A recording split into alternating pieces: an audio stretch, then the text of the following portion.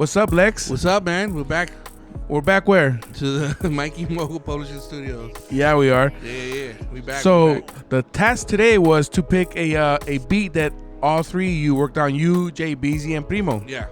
So why this beat out of all the ones you guys worked on? I think this is what kind of started sparking the podcast and going into that route and meeting up. Like before, like we jam. These are my brothers. You know, Primo, my cousin, and JBZ, my brother. Like we jam regardless. Like we'll hit each other up and be like, oh, you know, JBZ will hit me up and be like, when next time you guys meet, you know, let me get in it. And then once we started making beats together, once we hit to this point, I was like, okay, like we're meshing, we're hitting each other. You know, we're helping each other by each other's creativity and adding to it. So I chose this one because I feel this is where we glued very well when it came to this beat. Especially, I heard the sample. It's a Kenny Gill sample. Kenny Gill. Yeah, I'm right? Kenny. I don't know. You would know. Yeah, right. Yeah. That's what I've been hearing. Johnny Gill. What the fuck? I'm tripping. Yeah, it's Johnny Gill. That's why I have my. So it has a sample on it. Yes, it does. What sample is that? Johnny Gill. I don't know the name of the record, but when I heard it, You were like, that's it. I heard the vocal sample, and I was like, yo, this is. You know, I love soul music. Yeah. Like I love soul music. Yeah. Like, I don't really listen to rap or anything like that in my car. I listen to mostly R&B and soul and stuff like that. Going back to like, you know, all the oldies and stuff like that. You know, those are my favorites. So when I hear stuff like this and it's a 90s sample, 80s, 90s sample, I'm like, man, let me flip it. You know what I mean? I grabbed it. Then I started adding drums to it. Which Hang on. Before we get into all that detail of it, but do you remember who did what on it? Yeah. Break it down. Who did what? I color coordinated to what we all did. We're color coordinating over here. Yes, so that way we know, we remember. I'm the green one, Primo is blue, and JBZ is red. Okay. Yeah. So I started with this one. I started with the sample. Oh, I don't know if we want to go that route yet. Yeah, let's do it. Okay. So this is just a sample. This is what started it all. So yeah, Serato, and I used a Serato sampler for that.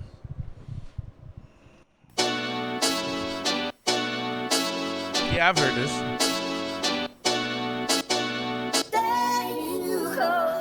And with Serato sample, you can take off the drums, and then you create your own stuff and add stuff around it. And Wow. So is that two samples or is that one? one. That's just one sample. But I manipulated it to, you know, make it slow down a little bit, more upbeat, up tempo. And then I chop it up. Right here. I just, Right. You know what I mean? My favorite part of making beats is the drums. You know, with the drums, smacking. Stuff always has like a bounce. How do you make it so your drums aren't like repetitive? The real way to actually do it is either get a live drummer or you do like a 16 bar loop where you hit the drums, hit the drum pad on a MIDI controller, and you don't loop it for 4 bar, you loop it for 16, and it adds like a different feel to it throughout the 16 bars. So that way it makes you feel like it's a live one. Because with a live drummer, you get the swing in it. But when you program your drums, you can also add that swing and make it different for 16 bars. And with all these plugs, it just has different effects to it. Yeah, especially now, like you can purchase drum sounds, and it makes it a lot easier. You don't have to really EQ them as much. Just download them, put them into your drum machine, and bang away, pause, and it's just smacking. All right, let's hear those Lex drums.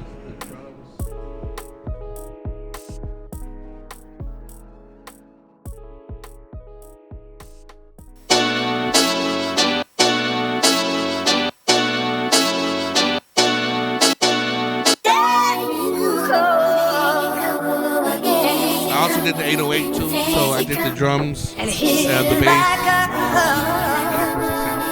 But once I did the core, that's when Primo. I feel like this needs like more live chords. Did you have an idea what those chords sounded, or you were like, Primo, do your thing? Primo, do your thing. I really, it's rare that I tell.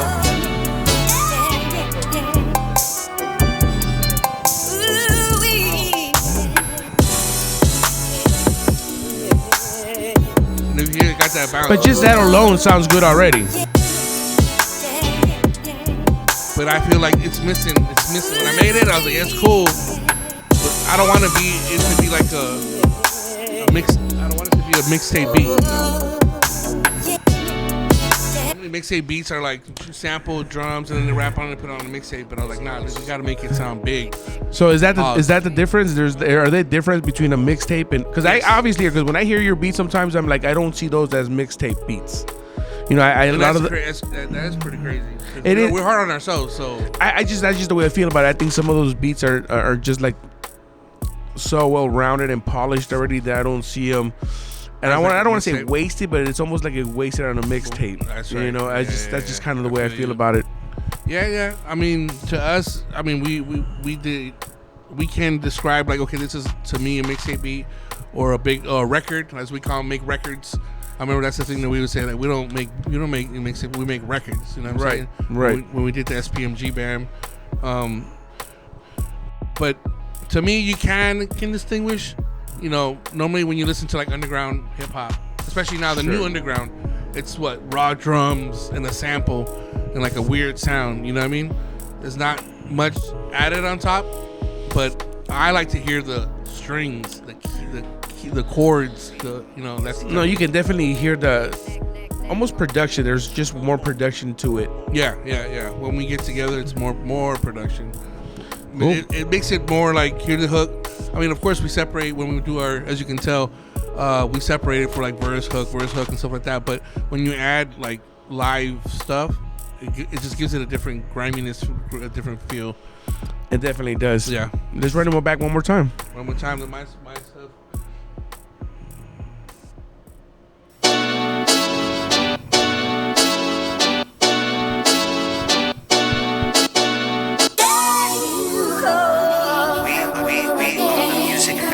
We are the Music Factory. A18 Music Factory. Lex on the beat. Shout out to Gavin for the beat tag. And here I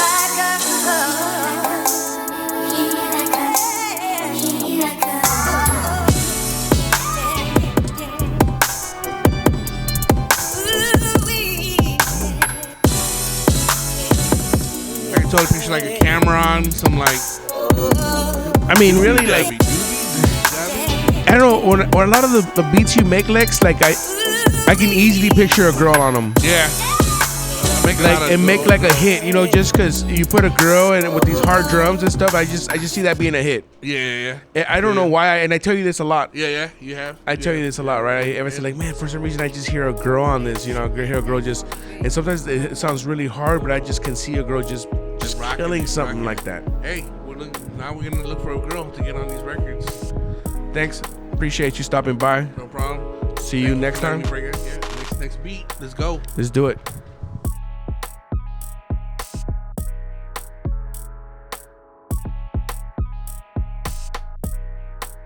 Primo. Hey, what's up, sir? We're back once again.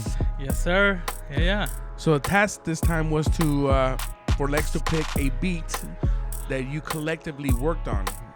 Yeah. Which I'm assuming that's quite a few beats by now. Yeah. We've been collaborating. Yeah, I would say a few beats. And out of all those beats, he picked this one. I'm pretty sure you've heard it already. So if you can start with some of the pieces that you added to it, and then kind of go from there. Yeah, of course. Lex showed me this the samples that he was trying to get. Great sample, right? Yeah. I could see like, okay, there's something here happening. So I saw what he did, and so as a musician, I kind of start thinking, okay, if this was a live band playing, what are the instruments do we need to include? Fill it in. Yeah. So I started with a couple things. I know I added for the percussion here, and And that's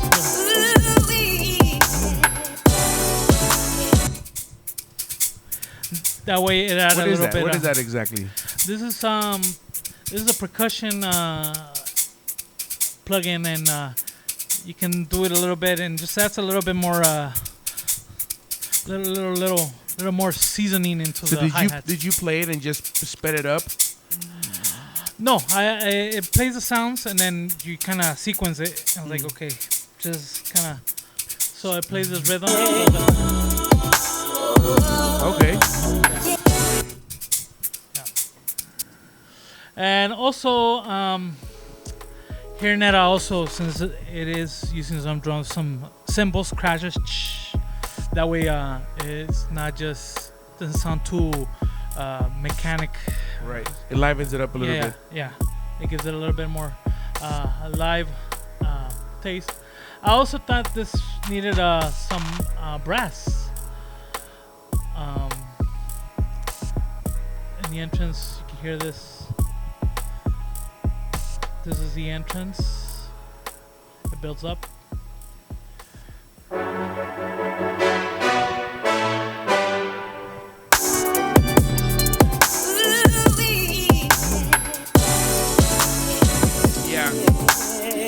It lives up that little hit, those hits. Definitely, those little stabs there. Yeah, it gives it a little bit of a force. So did you already hear those trumpets?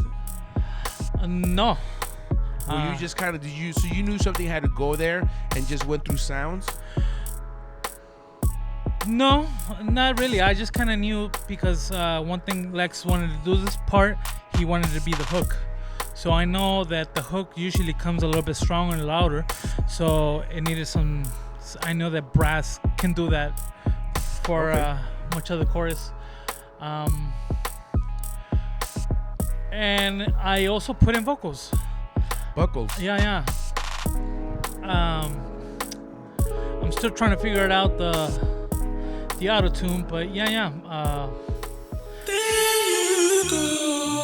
As you can see, that's vocals right there. Is that what that is? Yeah, and those are my vocals. That's me singing. Again. Yeah. By the way, I'm not expecting me to be the actual. No, but it sounds like you figure a way to kind of get in there every time. You always find a way to get in there one time and do your thing, huh? Yeah. I mean, because I have an idea and I want to put it down before. But like so far, everything I've heard, it's kind of landed. Thank you. Landed right. You know what I'm saying? So I would encourage it. Thank you. I appreciate that. Yeah, and I'm thankful that I have friends to also that tell me that, because often I kind of erase it and make a mental note, and then you know what? No, never mind. No. Often. And it's kind of crazy because I think a lot of producers might find themselves in that situation, not knowing that this is something they can do that could definitely add, something different to what they're doing. Yeah, definitely.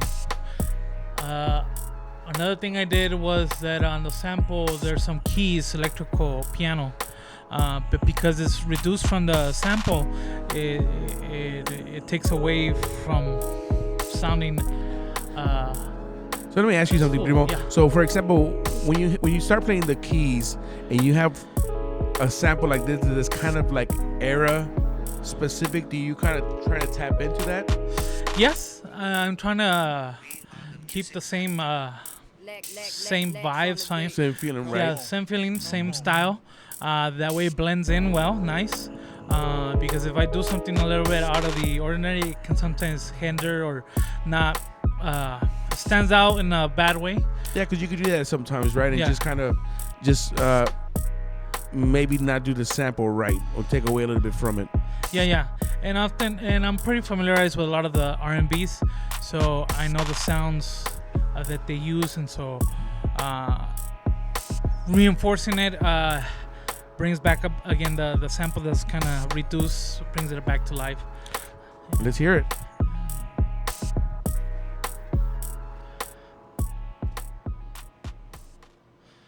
Here we go.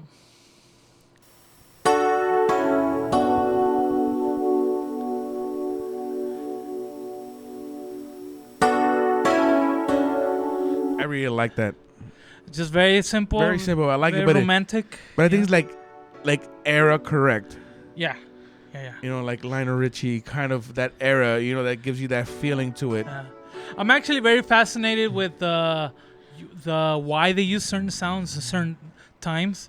Especially electric piano was very hard in the 80s and 90s. Or like the organ, you know. Yeah, the organ. You know, certain guitar sounds, like why were they used, and I'm interested in that. You know, from even George Clinton using synths, Right. like how he make that work, and why does it work, and that's what interested me. And it did. Yeah. It definitely did. You know, as long as I've been around Lex and kind of been around him when he makes beats, that's kind of one of my favorite things to do, to see him take instruments on and off and add them at different parts of it and just create it. And to me, it's kind of, it's always been impressive how much he can do with one beat. Yeah. There's no limit. You know, there's no limit to what you can do if you come to it correctly, of course. But yeah, the sky's the limit when it comes to this. Well, Primo, I mean, it's always impressive to see what you add to the beats and the different dimensions and the different flavors. You can really see your fingerprint all over this one here. Yeah, thank you. Yes, I always it's a great opportunity, and I always enjoy adding to some of the things. When Lex calls me, it's like, hey, can you see what this needs? And I go to work, and sometimes it's a hit or miss. Sometimes it's a good thing, and I'm glad that a lot of the work that I've done for him and with him works out for him. I think we all are. Thank you, Primo. Appreciate you. Thank you.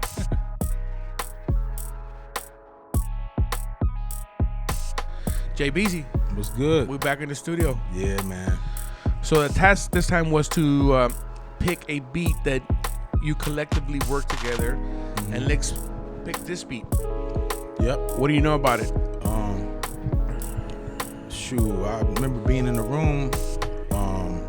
He played it, and I don't remember the layers of how it came about, but I know when I heard it, he already had, he's chopped up a sample already. I forget the artist's name, but old school R&B shit. Then some reason I'm sitting in the room singing to myself, and I'm like, I hear that Tevin Campbell sample. That "Can we talk for a minute?" Yeah, I know Yeah, exactly that what you're sample. talking I was about. hearing that one in my head, and I was like, "Hey, bro, you got to throw that in there, bro." And I I didn't even know that was possible, that you can mesh two different samples like that. you do it right. Change the pitch of it. Change the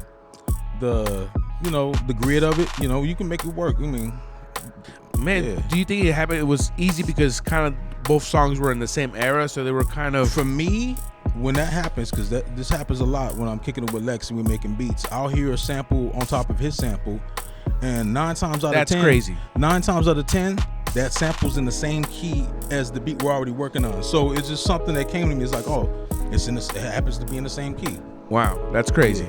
Yeah. Well, let's play it real quick. Let's see what you put on there.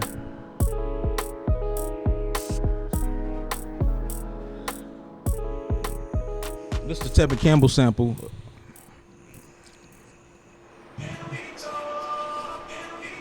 That's it. Yeah, Lex chopped it up. I told him what's up. He chopped it up. This wasn't exactly what I was hearing in my head, but I like what he did. He put the spice on it, That's crazy. That's Yeah. crazy how that's not exactly what you thought it was going to be, but it came Yeah. out kind of. Yeah, You're like, okay, that's it. it worked. Wow. I'm happy with it. And it's let's play the whole beat. Let's see if we can hear it on the whole beat now. 100%.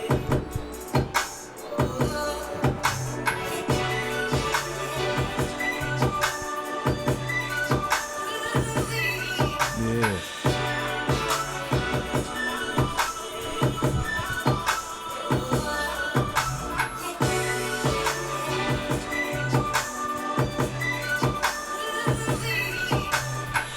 Yeah, it's crazy how something so little can just Yeah. kind of add what it needs to it, right? Yep. Just as the icing on the cake, And do you find that happens a lot when you just come in and be like, okay, just boom, one thing, and that just kind of that was the cherry right there. Yeah. And I mean, I don't feel like that sample was the cherry for what I put on top of it, but I just felt I heard it and it just worked. And I was like, throw it in there, man. It's like trial and error. If it don't work, we won't use it. But it's like I heard it in my head. It's like throw that in there. It's gonna spice it up. But if it don't work, fuck Yeah, it, but scrap it. it's landing right now, Yeah, right? yeah, It's landing 100%, right now. you know? Okay. The math is mathing. JBZ, You know? thank you very much for stopping by and talking with us. 100%. Appreciate you. Appreciate you.